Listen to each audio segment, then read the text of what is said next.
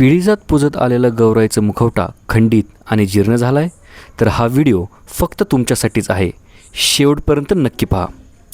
Guruprasad arts तुमच्यासाठी घेऊन आले आहेत एक नवीन संकल्पना, ती म्हणजे अंश पुनरुज्जीवन. यामध्ये तुमच्या जीर्ण आणि खंडित झालेल्या मुखवट्याचा अंश काढून घेऊन त्यापासून नवीन मुखवटा बनवला जातो. वर्षानुवर्ष गौरीपूजनात असलेले मुखवटे अतिशय भक्तिभावाने, आस्थेने आणि आनंदाने पूजले जातात. त्यामुळे या मुखवट्यात सकारात्मक ऊर्जा तयार झालेली असते. परंतु काही कारणास्तव ते मुखवटे टचतात, फुटतात आणि भंग होतात. गुरुप्रसाद आर्ट्स येथे तुमच्या मुखवट्यांची भक्तिभावे पूजा केली जाते. पूजा करून झाल्यानंतर त्यातून त्या गौराईचा अंश काढून घेतला जातो.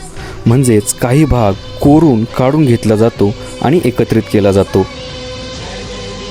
काढून घेतलेला अंश तुम्ही सिलेक्ट केलेल्या नवीन मुखवट्याच्या साच्यामध्ये ओतला जातो आणि त्यापासून नवीन मुखवटा बनवला जातो. अशा पद्धतीने मुखवट्याचे आयुष्य आणखीन 10 ते 15 वर्ष वाढते. तसेच जुन्या मुखवट्यातील सकारात्मक ऊर्जा या अंशरूपी नवीन मुखवट्यामध्ये समाविष्ट होते.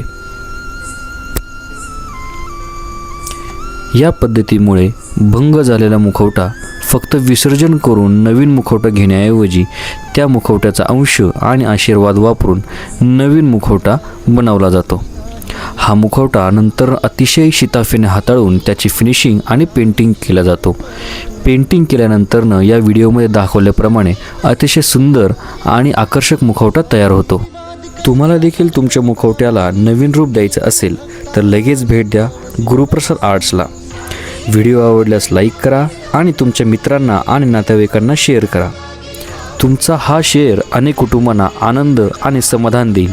धन्यवाद.